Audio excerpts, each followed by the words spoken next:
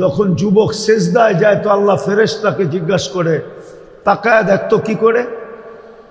তো ফেরেশতারা জবাব দেয়, জাআলা আজলাহু ওয়া মাজালাহু লিআজলিক। সব কিছু গুটায়া গাটায়া আপনার কুদরতি পায়ে রেখে দিছে, সব গুটায়া সেজদায় যেতে হয়। আল্লাহ হাসতে থাকেন আর বলতে থাকেন, হাদা আবদি হাক্কা, এ আমার পারফেক্ট বান্দা। ইন্নী উবাহি বিহিল মালাইকা, এই যুবককে নিয়ে আমি ফেরেশতাদের উপরে গৌরব করি। যখন যুবক বলে সুবহান রব্বিয়াল আলা, আল্লাহ বলে সাব্বাহতানি সাব্বাহতুক, তুই আমাকে পবিত্র বললি, আমি তোকে পবিত্র বানায়া দিলাম। তুই আমাকে মহান বললি, আমিও তোকে মহানত্ব দিয়া দিলাম। এক সেজদায় প্রস্তুতি সম্ভব ছিল, কিন্তু করলে তো। আমি সে জায়গায় চলে আসছি, আমরা যাদের স্মরণে আজকে বসছি ওনাদের প্রস্তুতি কমপ্লিট। আরে কি ওনাদের যাত্রা কমপ্লিট, আমরা এখনো যাত্রী। প্রস্তুতি কতটুকু নিলাম? প্রস্তুতির বিনিময়ে আমাদের মূল্য হবে আল্লাহর কাছে। প্রস্তুতির বিনিময়ে আমাদেরকে আল্লাহ কিনবেন জান্নাত দিয়া, নিজের মেহমানখানা দিয়া। আর প্রস্তুতি যদি না থাকে, তাইলে নবীকে যদি পালে, আবু তালেব ৪৪ বৎসর মুহাম্মদুর রাসূলুল্লাহকে লালন পালন করছেন, ৪৪ বৎসর। বিয়ার খুতবাটা পর্যন্ত নিজে পড়ছেন। আম্মাজান খাদিজা রাদিয়াল্লাহু তাআলা আনহার সাথে যে বিয়ে হয়েছে আল্লাহ রসুলের, ওই খুতবা পড়ছে আবু তালেব, কিতাবে খুতবা আছে। ৪৪ বৎসর লালন পালন করছেন। হায় হায় হায়, কি কত বৎসর? হায়, আবু তালেবকে কেউ জান্নাতি বলে না, বলেন আপনারা? হ্যাঁ, আবু তালেব জান্নাতে যাবে না। বুখারী শরীফের রেওয়ায়। হ্যাঁ, শাস্তি কম দিবে, শুধু জুতা পড়ায় দিবে আগুনের। বুখারী শরীফে আছে, মাথার মগজটি পর্যন্ত টকবক টকবক, বাত ফুটলে যেরকম টকবক টকবক করতে থাকে, মাথার মগজটা এরকম 24 ঘন্টা টকবক টকবক টকবক করতে থাকবে। অথচ ৪৪ বছর লালন পালন করছেন দুজাহানের বাদশাকে, আল্লাহর একান্ত ঘনিষ্ঠ বন্ধুকে। কিন্তু আল্লাহর কাছে কোনো দাম নাই। রাজি? প্রস্তুতি নিতে রাজি? হ্যাঁ, নাইলে কিন্তু আফসোস করতে হবে। আল্লাহ একদিন বলবে, আমি আজকে শুনাইতেছি কোরআন, কালকে আল্লাহ কোরআন আমাদেরকে শোনাবে কিয়ামতের দিন। জান্নাত দেখাবে আর কোরআনের আয়াত শোনাবে, আরাযীতুম বিল হায়াতিদ দুনিয়া, তোমরা দুনিয়া পায়া, শিবপুর পায়া কি করে রাজি হয়ে গেলা? আমি তো জান্নাত নিয়ে তোমাদেরকে দিতে চাইলাম, আমি তো জান্নাত রেডি করলাম তোমাদের জন্য। আমার বন্ধুকে আইনা জান্নাত দেখায়া পর্যন্ত দিলাম, তোমরা জান্নাত সস্তা পর্যন্ত করে দিলাম, তোমরা জান্নাত ছেড়ে দিলা কি করে? আমরা যে যাত্রী এটা প্রমাণ করে যারা চলে গেছে তাদের মাধ্যমে, নাইলে কবরবাসী লেখা হতো না। ওনারা যখন চলে গেছে তো আমরাও একদিন চলে যাব। এই হিসাবে প্রমাণ করে যে আমরা 100% যাত্রী, বিন্দু মাত্র এর ভিতরে কোনো ভুল নাই। আমরা সবাই কবরের যাত্রী। আর কবরের যাত্রার জন্য কোনো বয়সের দরকার নেই। আল্লাহর পক্ষ থেকে কোনো বয়স নির্ধারিত করেন নাই,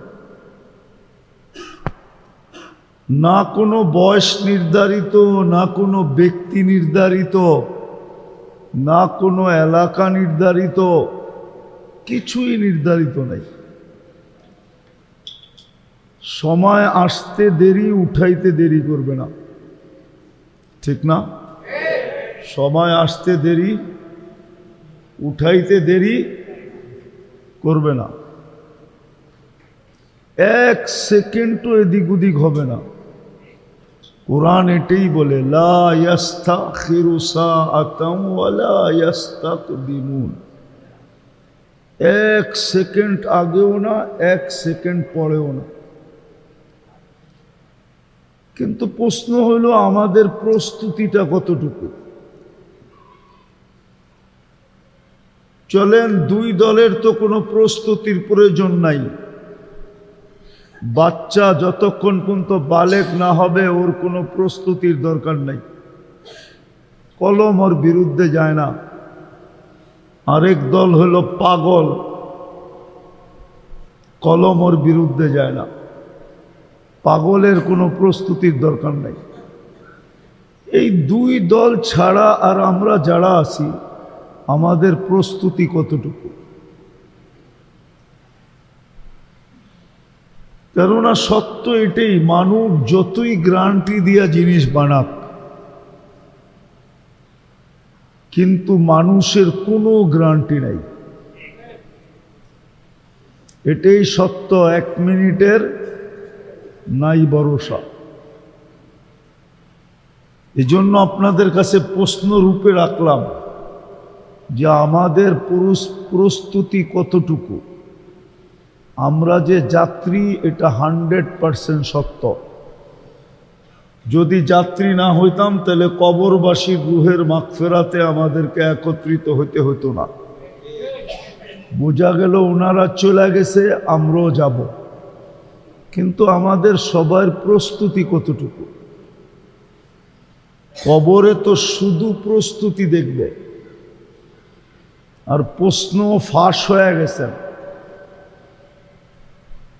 দুনিয়ার কোনো পরীক্ষা নাই যে পরীক্ষায় প্রশ্ন ফাঁস করে দেওয়া হয়। বরং প্রশ্ন ফাঁস হয়ে গেলে বা করলে এটা দণ্ডনীয় অপরাধ। কিন্তু আল্লাহ তো প্রশ্ন ফাঁস করে দিছেন, মান রাব্বুকা ওমা দীনুকা ওমা হাদার রাজুলু বুইসা ফিকুম। কি আল্লাহ আওয়াজ দিয়ে শুনতে বলে নাই, আল্লাহ বলছে ফাস্তামিউ, মনোযোগ দিয়ে শুনো। আল্লাহর কাছে কি লাউড স্পিকার শব্দ নাই? হ্যাঁ, বিদায় হজে ১৬ লক্ষ ছিল, লাউড স্পিকার কোন কোম্পানির ছিল বলো হুজুররা? কোন কোম্পানির? হ্যাঁ, কোন কোম্পানির লাউড স্পিকার ছিল? আল্লাহ বলছে মনোযোগ দিয়া শুনো, ফাস্তামিউ। দ্বিতীয় আল্লাহ বলছে আনসিতু, পরিবেশটাকে বিলকুল নীরব নিঝুম করে দাও। আর আপনি চান আওয়াজ দিয়া শুনতে। এটি চিনেন কি? এটার নাম হলো লিপ টাচ। এটা কানের জন্য বানাইছে, ওয়াজের জন্য না। ওই ওরে জিজ্ঞাসা করেন, এটার নাম হইল লিপ টাচ। লিপ মানি হলো ঠোঁট, টাচ মানি হলো টাচ করে বলতে হইব। দেখছেন, এটা আমি চিনি। এটা কি জিনিস? মনোযোগ দেন, কথা বুঝে আসবে। বড় হুজুর আমাকে লগেই বয়ে রয়েছে, এই জন্য মনোযোগ দিয়ে শুনতে দিবে না।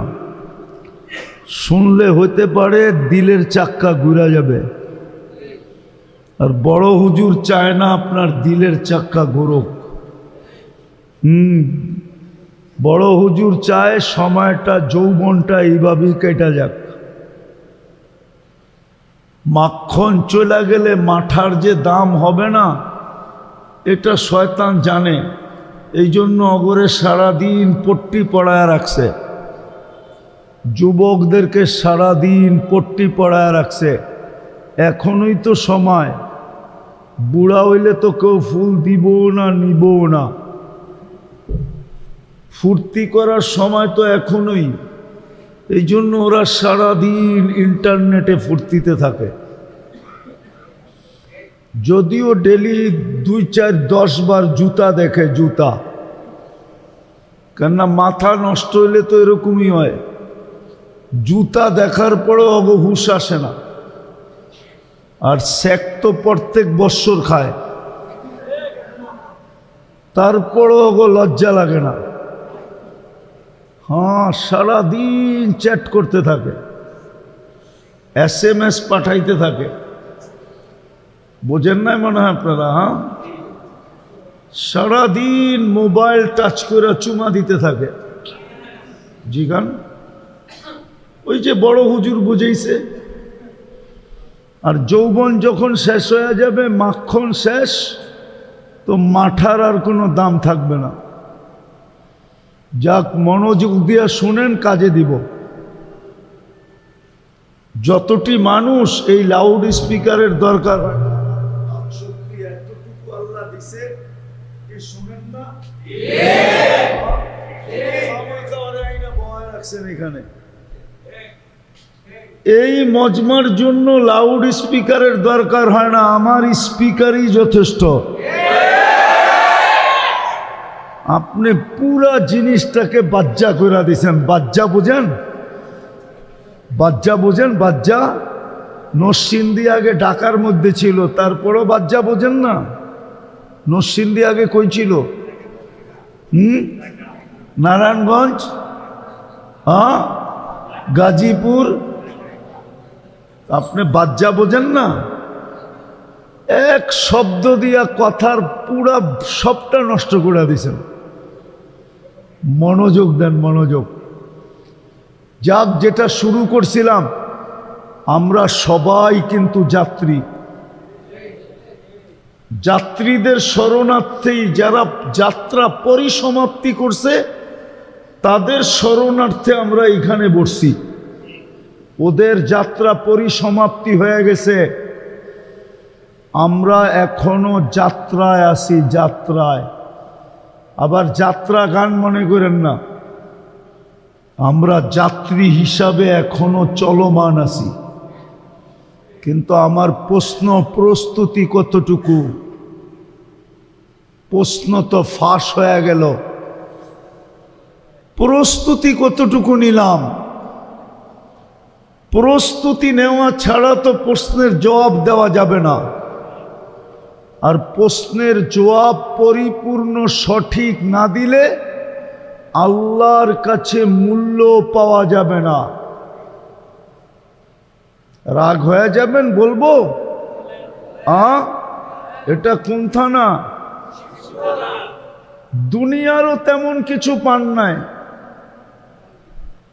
দুনিয়ারও তেমন কিছু। ওই যুবকদের জিজ্ঞেস করেন, এক গেঞ্জি দেখলেই বোঝা যায় দুনিয়ায় কি পাইছে। একটার গায়েও একটা ব্র্যান্ডের গেঞ্জি নেই, সব বঙ্গবাজার আর কালীগঞ্জের ব্র্যান্ডের গেঞ্জি সবার গায়ে। দুনিয়াও তো পায় নাই। বসতাম, দুনিয়ার সবচেয়ে দামি ব্র্যান্ডের গেঞ্জি পরতো, এক এক গেঞ্জির দাম 60,000, 70,000, 80,000 টাকা।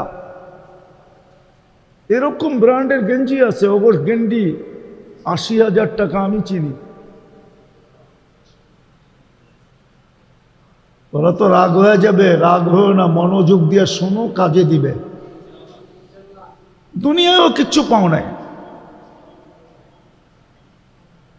শুধু একটা চাইনিজ মোবাইলের স্বাদ তোমাকে মিটছে, আর কিচ্ছু মিটে নাই।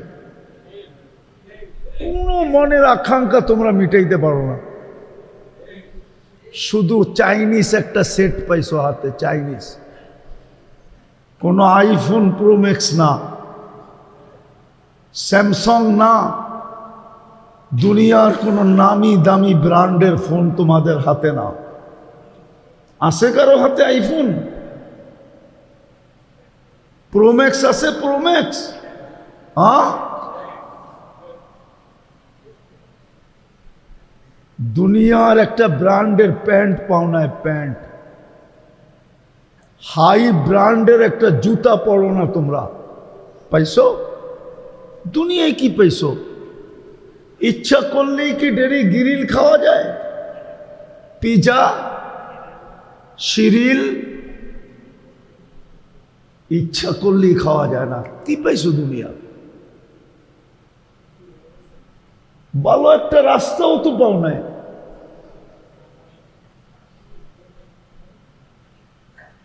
কবে একবার এটার উপরে সোলিং লাগছিল আল্লাহ জানে, হয়তো 2-4-10 বছর আগে লাগছে, আবার জানি কবে লাগবে এটা আল্লাহ ছাড়া কেউ জানে না। ঠিক না? রাগ হয়ে গেলেন?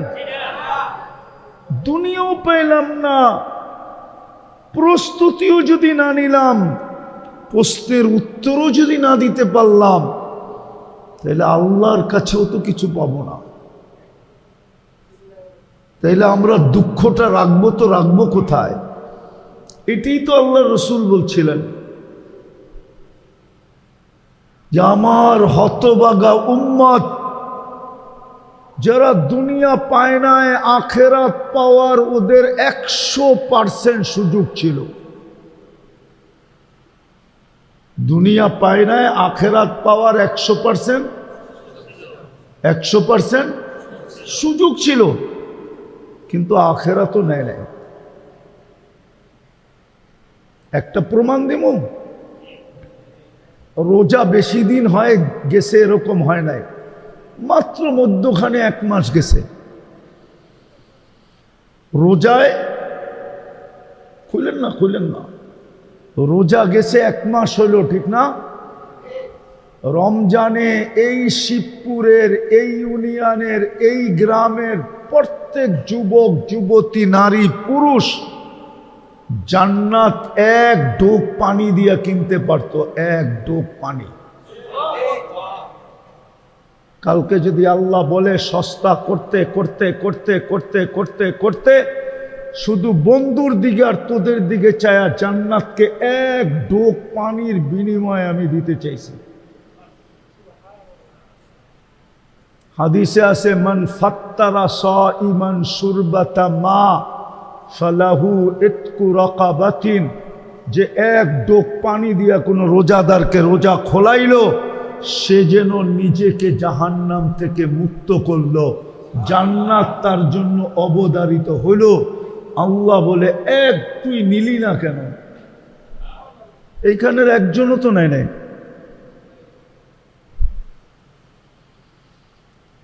একজনও নাই এখানে যে ইফতারির 2 মিনিট আগে ছুটা বাহির হয়েছে একটা পানির বোতল লয়া, আর প্রতিবেশীর ঘরে যায় পায়ে ধরছে, আমার পানিটা দিয়া ইফতার কর, কেননা আমি শুনছি তুই আমার পানি দিয়া ইফতার করতে দেরি, আমি জাহান্নাম থেকে মুক্তি পাইতে দেরি হবে না, জান্নাত আমার নামে লিখতে দেরি হবে না।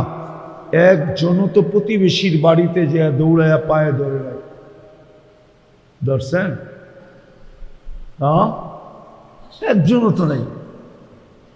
এই রাস্তায় তো পাওয়া যেত রমজানে, কিছু লোক বাড়িতে দৌড়াইতেছে ইফতার করার জন্য, ওকেই যদি রাস্তায় থামায়া পায়ে ধরে বলতো আমার পানিটা দিয়ে ইফতার করে যাও,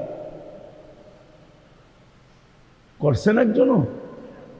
1 যুবক করছে? কালকে যদি আল্লাহ বলে 1 ঢোক পানির বিনিময়ে জান্নাত ছিল, নিলি না কেন? সস্তা তো করে দিছিলাম, প্রস্তুতি তো সস্তা ছিল আমাদের জন্য, কোনো কঠিন প্রস্তুতি তো ছিল না। এই উম্মতের জন্য তো আল্লাহ সস্তা করছেন, সহজ ছিল প্রস্তুতি, সহজ।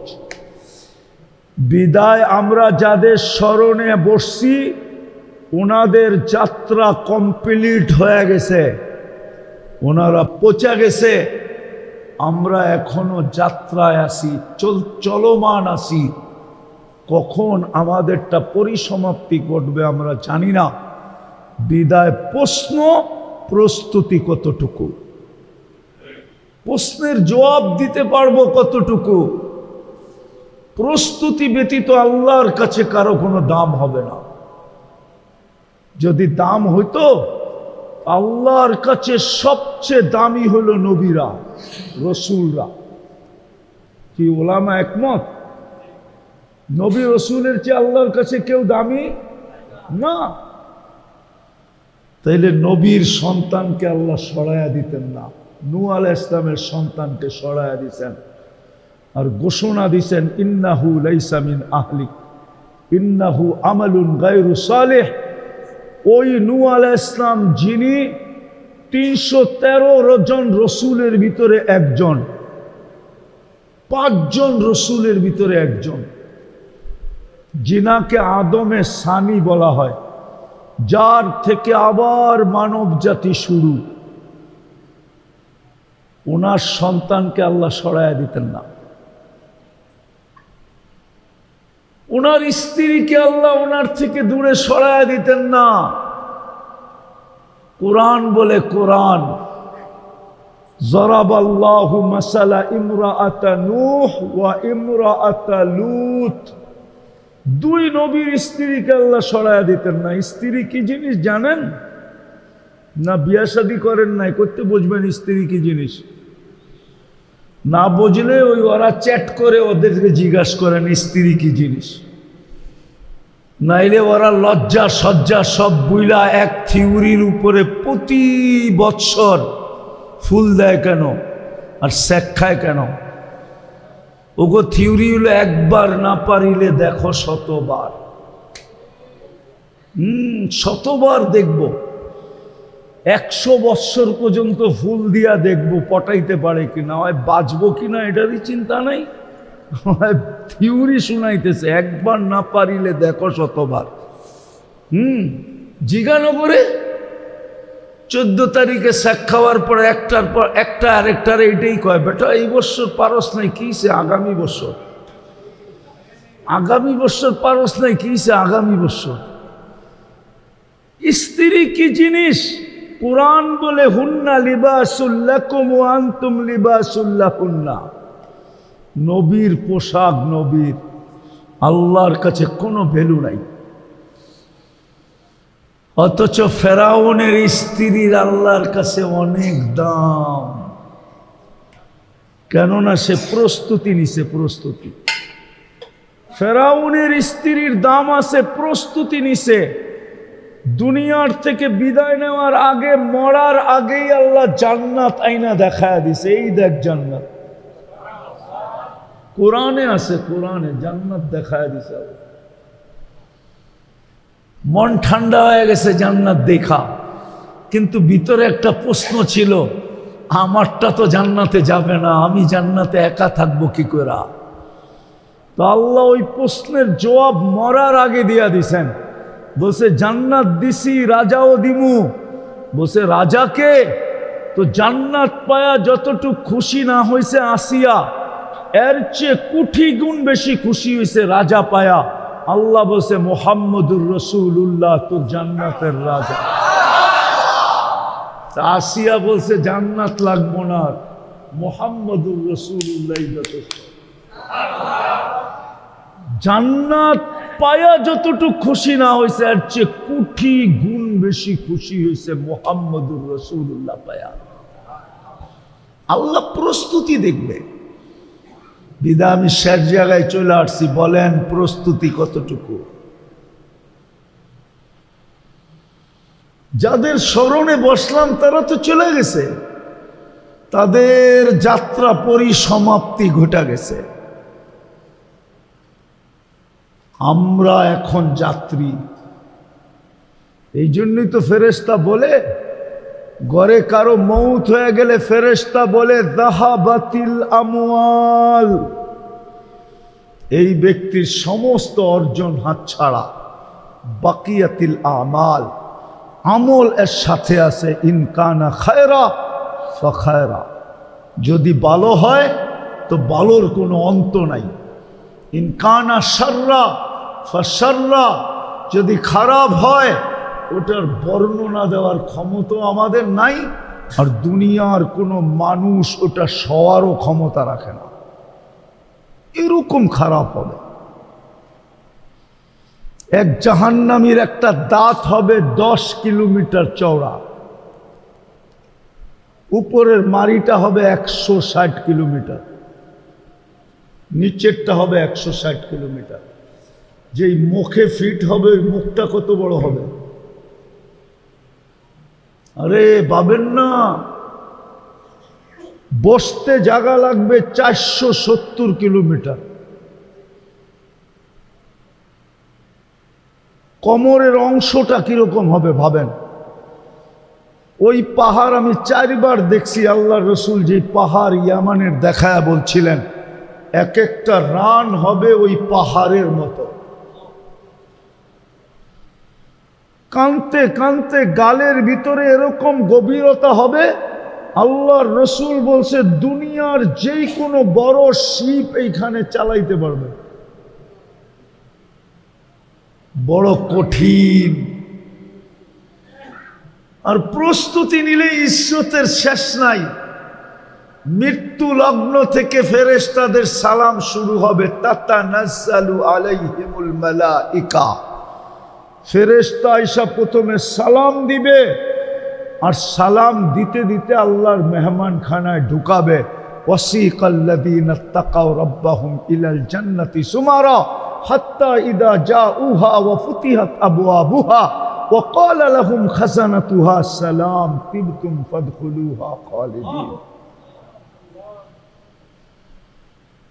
শুরুও সালাম, শেষেও সালাম, মধ্যেও সালাম আর সালাম। সমগ্র সৃষ্টি সালাম দিবে। জান্নাতের দরজায় যখন পৌঁছবে তো আল্লাহ জিজ্ঞাসা করবে সালাম আম্মাম বাকিয়া ইয়া আবদি, বন্দা কার সালাম বাকি? তো বন্দা হাসবে আর বলবে শুধু আপনারটা বাকি, আর কারোরটা বাকি নেই, সব দেওয়া শেষ। তখন আল্লাহ বলবে সালাম কওলাম মির রব্বির রহিম। সবাই মুখ দিয়া দিছে, আমি সার্টিফিকেট দিয়া দিতেছি, আমি মালা পড়ায়া দিতেছি, লও সালামের মালা। ওই চির জান্নাত মিলবে। জান্নাত প্রস্তুতি নিলে জান্নাত মিলবে। প্রস্তুতি নিলে কবরও জান্নাতের বাগান হবে। আরামে গুম হবে, গুম। হাদিসের শব্দ আছে নাম কানাউমাতিল আরুস, নতুন দুলার মতো ঘুমাবে। বলবেন নতুন দুলা কি ঘুমায় নাকি? হ্যাঁ ঘুমায়। সারা রাত্র কাটানোর পরে সকালবেলা 2 জন ঘুমে অচেতন হয়।